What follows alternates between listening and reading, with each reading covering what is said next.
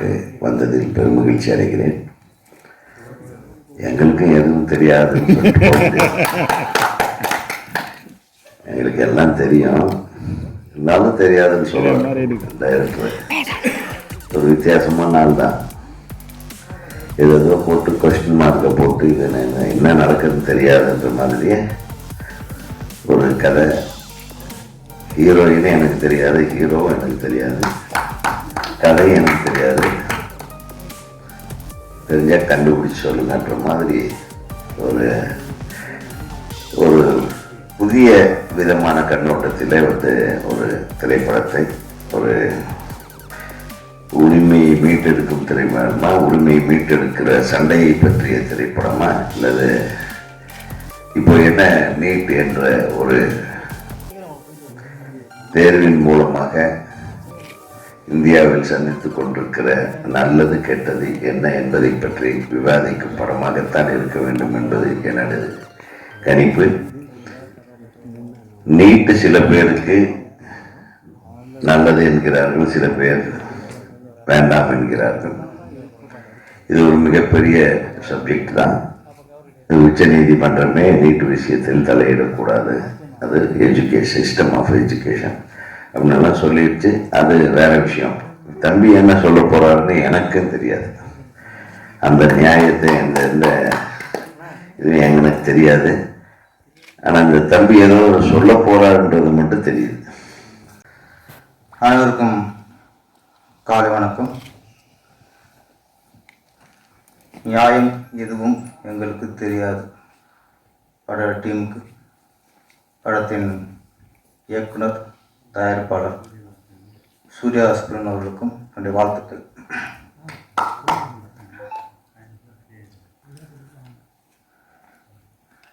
நிறைய படங்களுக்கு,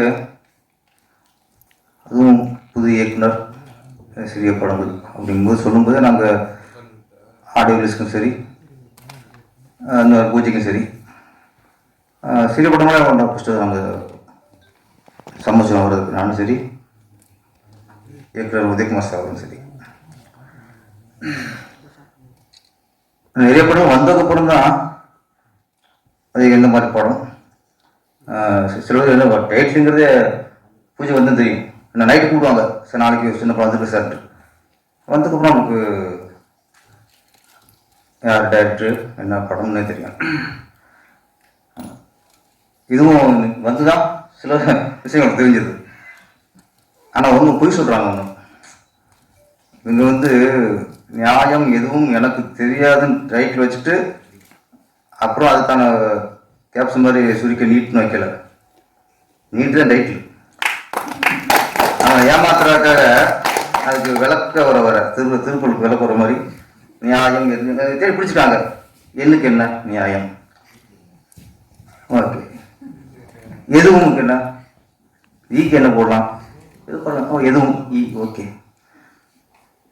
இன்னொரு ஈக்கு என்ன பண்ணுறது, ஓகே. எங்களுக்கு ஓகே. தெரியாதுக்கு 10 வார்த்தை தேடிப்பாங்க, ஓகே ஓகே. டீக்கு தெரியாது, நீட்டுன்னு வச்சு விட்டு நம்ம ஏமாத்துறதுக்கு ஒரு டைம். அது உங்களுக்கு தெரியாது, எங்களுக்கு தெரியாது. என்ன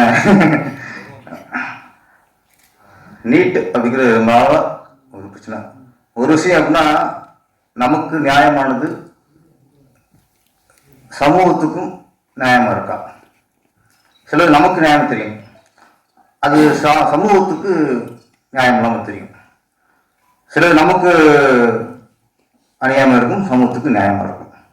ஏன்னா தனி மனிதரோட தாட்டு, ஏன்னா தனி மனிதரோட நம்முடைய பாதிப்பு, நம்முடைய நம்ம வாழ்ந்த சூழ்நிலை, இதை வச்சு நம்ம ஒரு இதை நியாயப்படுத்திக்குவோம்.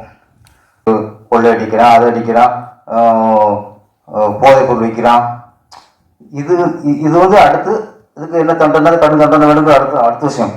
ஆனால் பலாத்காரம், ஒரு பொண்ணை ஒருத்தன் பலாத்காரம் என்னன்னா அவனுக்கு சில தண்டனை கூடாதுங்க, மரண தண்டனை இருக்கணும். நீங்க உடனே அவனுக்கு அந்த நேரத்தில் மரண தண்டனை கொடுத்து அது போ எல்லா டிவிலையும் அதை டெலிகாஸ்ட் பண்ணாதான் இந்த மாதிரி என்ன உடம்புகளுக்கு அது அழியும். நம்ம சொல்லிட்டே இருக்கோம். நான் இது ஒன்றும் கேஸ், அது இந்த கடை வந்து திருந்த கேஸா தண்டனை கொடுக்குறது எதாவது திருந்துறான் வருஷம் வருஷம் எத்தனை நடந்துட்டு தான் இருக்கு. அது காரணம் நான் சொன்னேன், அதுக்கு காரணம் நம்ம சட்டத்தில் அதுக்கு சரியான தண்டனை இல்லைங்கிறது தான் தொடர்ந்து இந்த பாலியல் பலாத்காரம். 9 சிறுமி ஒருத்தன் கற்பழிச்சு கட்டி கொண்டுதானா, ஏன் கொள்றான்? இப்போ சொல்றேன், அவனை பிடிப்பாங்க, விசாரிப்பாங்க, இவனுக்கு 6 மாசம் 1 வருஷம் சிறை தண்டனைமாங்க, அவன் உள்ள போவான், அதோட நம்ம மறந்துடுவோம். 1 வருஷம் உள்ள போவேன், எத்தனை வருஷம் வெளியே வராமல் தெரியாது. அவன் வெளியூர் தெரியுமா அவனுக்கு, அவன் உள்ள எப்படி இருக்காமல் தெரியுமா அவனுக்கு. இதை விட வசதி உள்ள இருப்பான் சார். சார் வெளியே இருக்கிறத விட இந்த மாதிரி கற்பழிகள் உள்ள வரலாம், இதை வசதியாக இருக்க விட அப்புறம் திருப்பி வருவான், இன்னொரு கூட கற்பழிப்போம், உள்ள ஜாலியாக இருக்கும் போவான். என்ன தண்டனை இதுக்கு மட்டும்? இந்த சிறை தண்டனை அதெல்லாம் இருக்கக்கூடாது, மரண தண்டனை தான். வெட்டுங்க, வெட்டி சுட்டு கொண்டு நடுவோட்டு வச்சு அப்போ எங்கேயாவது ஒரு எல்லா விடையும் போவோம், எல்லா விடையும் முன்னாடி அவனை ஒரு சுட்டு கொடுங்க சார், 2 விட நம்ம தண்டனை கொடுங்க. ஒரு பையனுக்கு இந்த மாதிரி என்ன வராது. நான் இப்பதான் ஃபர்ஸ்ட் டைம் பாக்குறேன் டைரக்டருமே. கேமராமேன் சார் அவர்களுக்கும் என்னுடைய வணக்கத்தை தெரிவித்துக் கொள்கிறேன். மேடையில் இருக்கக்கூடிய எல்லா பெரியவர்களுக்கும் என்னுடைய வணக்கம். வந்திருக்கக்கூடிய யூடியூப் நண்பர்கள் அனைவருக்கும் என்னுடைய வணக்கத்தை தெரிவித்துக் கொள்கிறேன். எனக்கும் படத்தை பத்தி பெருசா தெரியாது. இங்க வந்து பார்த்ததுக்கு அப்புறம் தான் நீட்டுக்கு எதிராக இந்த படம் இருக்கோங்கிறத நான் தெரிஞ்சுக்கிட்டேன். நீட்னு சொன்னதும் மியூசிக் டைரக்டர் சொன்ன மாதிரி, சாதிக் சார் சொன்ன மாதிரி, அனிதாதான் நம்ம மைண்ட்குள்ள உடனே வர ஒரு நேமா இருக்கு, இன்னமும் இருந்துட்டு இருக்கு. இதுக்கு மேல நம்ம வந்து நீட்டை எதிர்த்து கட்டாயம் இந்த படம் பேசுங்கிறத நான் நம்புறேன். படம் வந்ததுக்கு அப்புறம் எல்லாரும் நம்புவீங்கன்றத நான் நினைக்கிறேன். நன்றி. அனைவருக்கும் வணக்கம். முதல்ல இயக்குனர் ஐயா சொன்னது போல நியாயம் எதுவும் எங்களுக்கு தெரியாது, இந்த கதையை பற்றி எனக்கு தெரியாது. அப்புறம் எப்படி இசையமைச்சிங்கன்னு நீங்கள் கேட்கலாம் இல்லைங்களா? ஒவ்வொரு பாட்டோடைய சூழலை மட்டும் அவர் எனக்கு சொல்லி அந்த பாட்டை என்கிட்ட வாங்கினார். சூர்யா அவர்களை வந்து கிட்டத்தட்ட ஒரு 5 ஆண்டுக்கு முன்னாடிலேருந்தே எனக்கு அறிமுகம். அவர் அடிக்கடி பார்க்கும்போது எப்படியாவது ஒரு படம் பண்ணணுன்ற அந்த வேட்கையில் இருப்பார். ஒவ்வொரு தடவை நம்ம மலேசியா வரும்போதெல்லாம் அவரை சந்திக்கிறது உண்டு. அப்போ நான் சொன்னேன், நீங்கள் படம் பண்ணாக்கா எனக்கு இசையமைக்கிறதுக்கு ஒரு வாய்ப்பு கொடுங்க அப்படின்னு சொல்லி. கண்டிப்பாக சார் நீங்கள் பண்ணுறீங்க அப்படின்னு ஒரு வார்த்தை ஒரு 5-6 ஆண்டுக்கு முன்னாடி எனக்கு உறுதி கொடுத்தாரு. அந்த வகையில் கரெக்டாக தொடங்கும் போது ஞாபகம் வைத்து எனக்கு இந்த வாய்ப்பை அவர் கொடுத்துருந்தார். இந்த வேலையில் அவருக்கு நன்றி தெரிவித்துக் கொள்கின்றேன். கதை எதுவுமே எனக்கும் தெரியாது. படம் வந்தோடனே நானும் உங்களோட சேர்ந்து பார்க்க போகிறேன். என்னோட பாடம் எங்கெங்கே இந்த கதையில் வருதுன்றது எனக்கு தெரியாது. பிறகு அவர் நீட் சப்ஜெக்ட்னு சொன்னார். சூர்யா பார்த்துருக்கேன், நான் பண்ணுற முதல் படத்துலேயே உபகரமான சப்ஜெக்ட் எடுத்துருக்கிறீங்க, கரெக்டாக கொண்டு போய் சேர்த்துருங்க அப்படின்னு சொல்லி கொடுத்துருக்காரு. சேர்த்துனாரு. இந்த பெரிய பெரிய இயக்குநர்கள் இங்கே இருக்கிறாங்க, அவங்க படத்தெல்லாம் நான் பார்த்து மகிழ்ந்தது உண்டு. அவர்களோடு இந்த மேடையில் நானும் இருப்பது என்பது எனக்கு ஒரு பெருமையை தருகிறது. எல்லாருக்கும் காலை வணக்கம். நீட் இந்த படத்தில் ஒளிப்பதிவு செய்ய வாய்ப்பு கொடுத்த இயக்குனர் சூர்யா சுப்பிரமணியம் மற்றும் இசையமைப்பாளர் இளவரசு மலேசியா அவர்களுக்கும் மிக நன்றிகள். இந்த படம் முடிஞ்சு வெளியே வரும்போது கண்டிப்பாக எல்லாரும் சப்போர்ட் பண்ணுங்க. நன்றி, வணக்கம். நியாயம் எதுவும் எங்களுக்கு தெரியாது. ஸோ இந்த மாதிரியான ஒரு தலைப்பை வச்சுட்டு அதுக்கு நீட்டுன்னு சொல்லிட்டு ஒரு மேலே ஒரு கேப்ஷன் போட்டிருக்காரு இயக்குனர். ஸோ அந்த இடத்துலயே அவர் ஜெயிச்சிட்டாரு. அனிதான்ற ஒரு தங்கை வந்து இறந்துருக்க கூடாது சார் சொன்ன மாதிரி. ஸோ அதே மாதிரி நிறைய அனிதா தங்கைகள் இருக்காங்க. இப்போ எக்ஸாம்ஸ்லாம் வரப்போகுது, நல்லா படிங்க, வேற எதுலையுமே கவனத்தை செதற விடாதீங்க. சமூக வலைதளத்துக்குள்ள நிறைய சின்ன சின்ன குழந்தைகள்லாம் ஃபுல்லாக வந்து சமூக வலைதளத்துல தான் ஃபுல்லாக மூழ்கி இருக்காங்க. ஸோ அதெல்லாம் வேண்டாம். நம்ம படிச்சுட்டு நம்ம அப்பா அம்மா பார்த்து வைப்பாங்க. ஸோ எல்லாமே இருக்கு. நீங்கள் தவறான பாதையில் போக வேண்டாம். நிறைய பேச நினைச்ச பேச்சு வரல. சரி,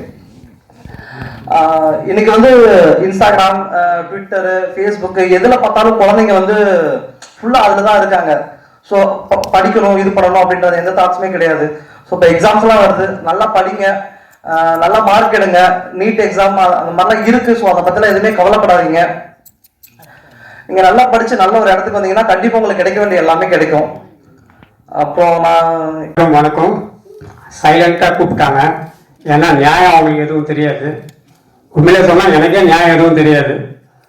ஒரு முக்கியமான விஷயம், ஸ்டேஜில் இருக்க சார் ராஜன் சார், நானும் ஒன்றாரப்பேட்டேன், சார் ஒன்றாரப்பேட்டேன். அவர் வந்து நம்ம ஒரு மாதிரியாத்தான் ஒரு படம் பண்ணார். அதில் நான் வந்து அஸ்டன்டாக்டராக வாய்ப்பு கேட்க போயிருந்தேன். சூர்யா படம் ஆரம்பிக்கும்போது கண்டிப்பாக நான் உன்னை கூப்பிட்றேன் அப்படின்னு சொன்னார். ஆனால் சூழ்நிலையால் அது பண்ண முடியாத சூழ்நிலை. அவர் பண்ணிட்டாரு, பட் நான் வேற ஒரு படம் கமிட் ஆகியிருந்தேன். ஸோ அவரை நான் கூப்பிட்டது எனக்கு ரொம்ப சந்தோஷம்.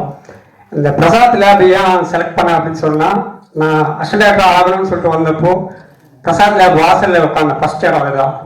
ஸோ அதே இடத்துல நான் இன்னைக்கு வந்து ஸ்டேஜில் பேசுகிறேன். அதே என்னோட வளர்ச்சி. அதுக்காக நான் கடினமாக வச்சிருக்கேன். நியாயம் எதுவும் எங்களுக்கு தெரியாது அப்படின்னு ஏன் டைட்டில் ஃபிக்ஸ் பண்ணோம் அப்படின்னு சொன்னாங்க. இன்னைக்கு இருக்க இந்திய மக்களுக்கு நியாயம் எதுவும் தெரியாது. அதான் நிதர்சனமான உண்மை. மத்திய அரசோ மாநில அரசோ நம்ம யாரையும் நம்ம குறை சொல்ற மாதிரிலாம் இல்லை. இந்த படத்துல ஒரு உணவுபூர்வமான உண்மை ஒன்று இருக்கு. அது ஸ்க்ரீன்ல தான் தெரியும். டெக்னீஷியன் மட்டும் அவங்க சொல்லியிருக்கோம் ஓரளவு. ஆர்டிஸ்ட் யாரையுமே சொல்லலை. ஆர்டிஸ்ட் வந்து நம்ம ஆடியோ லான்ச்ல உங்களுக்கு தெரியும்.